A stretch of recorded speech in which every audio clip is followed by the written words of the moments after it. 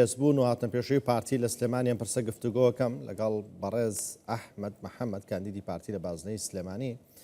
بەڕێز ئەحمەد سڵاوتان لێ بێتۆم کاتتان باش. بۆچی پێویستە پارتی لە سلێمانی بێتە پێشەوە؟ زۆر سپاس. وەڵا چەند هۆکارێک هەیە.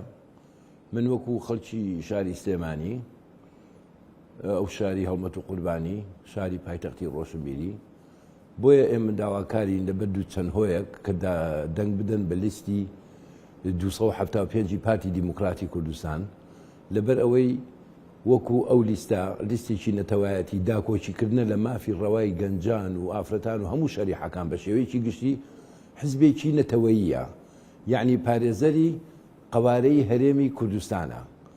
بۆیە من لێرەوە لەم سۆنگەیەوە ئەتوانم تەکلیف یعنی داواکار بم لە خەڵکی بە شەرەفی شاری سلێمانی خۆشەویست ئەم جارە باخۆیان تاقیکەنەوە دەنگ بدەن بە لیستی 275 پارتیمان بۆ ئارامی و ئاسایش و مافەڕەواکانی میلەتی کوردمان.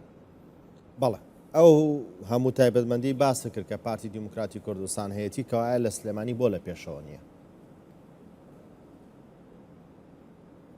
ببوورە باس لە گرنگ زۆر تایبەتمەندی پارتی دیموکراتی کوردستان کرد کە پارتی وایە بۆ لە سلێمانی لە پێشەوە نیە. هۆکار چییە؟ ڕێگری هەیە یان هیچ شتێکەیە؟ بەداخ من وەکو شتێک ناچمە و تەفاسیل، بەڵام خۆی لەخۆیان شتەکە ئاشکرایە چۆن ڕێگری نییە. یعنی لە هەموو سێکتەرەکانە تۆ سێرەکەی لێرە دەسەبەی بۆ هەر شتێک ئەتەوێ ئاوەدانی و ئاسایش بەرقەرار بێ و کۆمەڵە شتی لە هەموو بارەیەکەوە، بەڵام ئەمان ڕێگریەکەکەن بەداخەوە.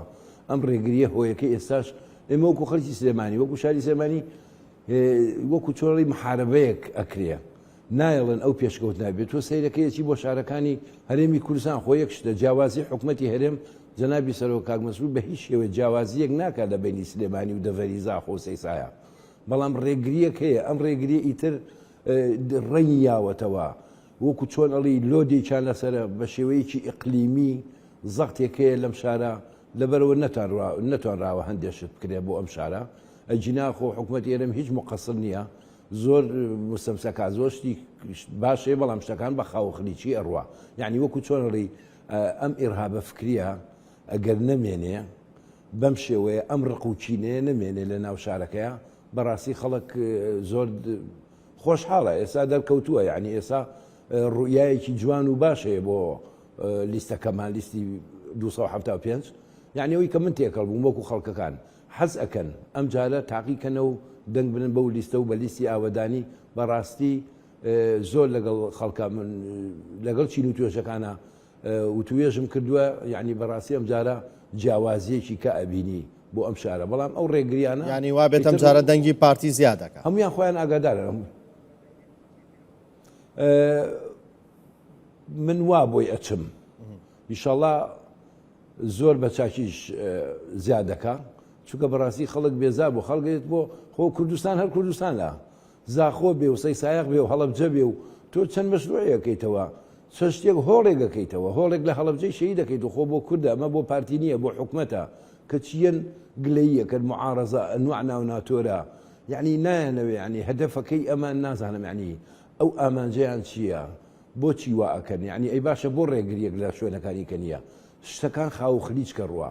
یعنی مەشروع چەند کرابێتەوە لە ئەو مەشروع جوانانەی کە لە کابینەی نوێ ماکراوە جەنابی کاک مەسعود بارزانی کە سەرۆکی حکوومەتە، هەموو شتەکانی کەشە بۆ سلێمانی ڕەچاوکراوە، بەڵام خاو خلیچێکی پێوە دیارە. یعنی چۆن ئەڵی هەروکو قسەم کرد، یعنی نازانم چۆن تعبیرەکە بەمەوە ڕق و چینەکە واز لێ بێنن، چونکە شاری سلێمانی باوەڕ بکرد لە هەموو عێراقە جوانترین شارە. ئەنجاوەرە تۆزێک خزمەت بکرێ، وەڵا ئەبێ بەبووکی کوردستان، ئەبێ بەبووکی عێراق. بەڵێ ئەگەر وا بێت با بڵین پارتی لەم هەڵبژاردنەی ئەنجومەنی نوێنەرانی عێراقا با بڵین لە سلێمانی 3 کورسیش زیادی کرد، ئەتوانن چی بۆ سلێمانی بکەن؟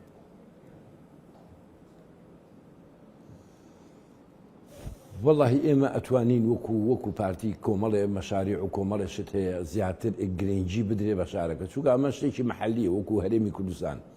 بەڵام ئێمە ئەگەر دەرچوین جەختەکەینەوە لە بەغا بۆ زۆر مەسائل، یەکێک لەوانە بۆ ئەوەدانی و ئەعمار سلێمانی وەکو چۆن ئەڵی کۆمەڵێشتی باشتر و چاکتری بۆکرێت لە هەموو بوارەکانە لە هەموو سێکتەرەکانە ئێمە ئەتوانین خزمەتی شاری سلێمانی بکەین و باشترین تەجروبەشمان هەیە یعنی ئێمە ناڵێن بەتەمای ئەوە بکەین ئێمە ئەڵێن کردمان تەواو بووە مەشروعەکانەکرێ ئەجا ئێمە ئەعلانیەکەین سلێمانیش ئیشەڵا بێبەش نابێت لەو شتە و بەڵێنیان پێ ئەدەین کە زۆر باشتر و چاکتر ئاوەدانی بەخۆی و ببینە چونکە سلێمانی وەکو عەرزم کردی سلێمانی شارێک و پێکاتەکەی جوان و طبیعەتێکی جوانی هەیە لەبەر ئەوە ئەگەر خزمەتێکی وا بکرێ جوانترین شار دەرەچێت لەبەرەوە هیوادارم ئێمە خۆمان ئیشاڵڵا کە وەکو دەرچوون وەکو کاندید ئیشاڵڵا بە ئیزنی خوا بەڵێن ئەدەین بە خەڵکی شارەکەمان و بتوانین خزمەتکاری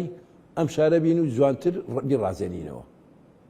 بەڵێ ئەگەر دەنگی پارتیۆکە خۆی مایەوە لە سلێمانی کورسی پارتیۆکە خۆی مایەوە لە سلێمانی پارتیە و شەڕی چ لە کوردستاندا و لە نێو پەرلەمان و چ لە بەغداش ئەیکات بۆ چ بۆ پرۆژە بێت چ بۆ دەستکەوتی مادی بێت چ بۆ پاراستنی مافەکانی گەلی کورد بێت بێ جیاوازیەکە بۆ مشارەکانی کوردستانەوە کاتش ئیطلاقاً شتیوانیە نەخێر چونکە هەمووی بە یەک چاوسەیرەکرێ ئێمە پارتی وەکو خۆی وەکو حزبێکی نەتەوەیی و کوردستانیە هیچ جیاوازێک ئەو لەگەڵ جیاوازی ئاین و ئاینزاکان و مەزهەبەکان هیچ بە هیچ شێوە جیاوازی نەکردووە ئێستا چۆن لەگەڵ میلەتەکەی خۆی وەکو شاری سلێمانی بەعکسەوە یعنی بە پێچەوانەوە مناڵێم سلێمانی زۆر لەبەر چاوانە لەبەر دڵانە بەڕاستی ئێمە نییە مەسەرۆک هزار ڕەحمەتی لێبێ مەلا مستەفای بەرزان بە یەک چاو سەیری ئەو میلەتی کردەوە بگەڕاوەتەوە ئەمە تەعبیمە جەنابی سەرۆک کاک نێچیرفان بارزانی هەموو پارتی بە یەک چاو یەک سەیری زاخۆ و سلێمانی ئەکەن یعنی هیچ جیاوازیەک نیە ئەگەر دەنگیشمان یعنی تۆ ئەڵێی وەکو شتێک ئەگەر وەکو خۆی مایەوە دوو کورسیەکە مایەوە باوەڕ ناکەم بە هیچ شێوەی هیچ حەقێک لەگەڵ ئەم شارەیە بەکاربهێنرێ بەڵام ئێمە بە تەماین گۆڕانکاریەکی باش بکرێ جوانتر بێ و ئومنیەتی منیش ئەوەیە باوەڕ ناکەم یعنی لەو خەڵکە چووکە خەڵکەکە ئێستا زۆر تێگەیشتووە خاصن خەڵکی شاری سلێمانی چووکە جەنابی سەرۆک کاک مەسعود بارزانی کاتی خۆی چەند هەند وتەیەکی فەرمووە سلێمانی قەڵای هیچ حیزب وەلایەنێک نییە قەڵای شۆڕش و کوردایەتیە چەند تەجروبەمانەیە چەند ناخۆشی و ناڕەحەتی لەم شارە ڕووی داوە یعنی بەیعاز بەڵام ئێستا هیچ جیاوازیەک نابینین خەڵکەکەش خەڵکێکی زۆر تێگەیشت و زۆر عاقڵە وشیار بۆتەوە یعنی من چەند جارێک قسەم کردو لەگەڵ برادران لە هەموو چین و توێژەکان بەڵام زۆر ڕێیان گۆڕاوە بۆیە ئینشاءڵڵا شت بە زەخت نابێ خەڵک سەربەستە دەنگی خۆیە ئینشاءڵڵا ڕۆژی 11 باشترین بڕیارە بۆ شاری سلێمانی خۆشەویست بەش یەکەم لە 4 کورسی و 5 کورسی تێپەڕێ ئینشاءڵڵا. بەڵێ بەڕێز ئەحمەد ئەگەر بە کورتی وەڵام بێتەوە سوپاس دەکەم لە کتێبی بۆ مێژووی بەڕێز فواد مەجید میسرا خوێندبەوە لە سەرەتاکانی پێما بێ شۆڕش بووە کە مەلا مستەفای نامەرە چێتە سلێمانی پێشوازێکی زۆر گەرمی لێکرێت لەوێ خۆشەویستێکی زۆریان بۆی هەبوو ئەو کاتیش بە تایبەت ئەتوانین بڵین سەردەمێک دێ ڕۆژێک دێ هەمان ئەو خۆشەویستی خەڵکی سلێمانی بۆ پارتی بگەڕێتەوە.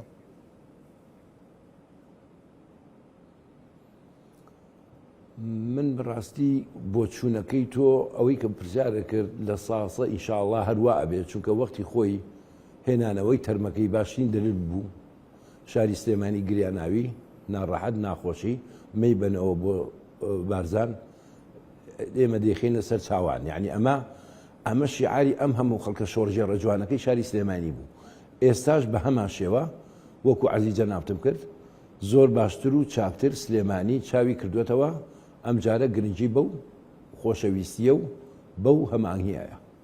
بەڕێز ئەحمەد محەممەد کاندیدی پارتی لە بازنەی سلێمانی سوپاس بۆ بەشاریتان.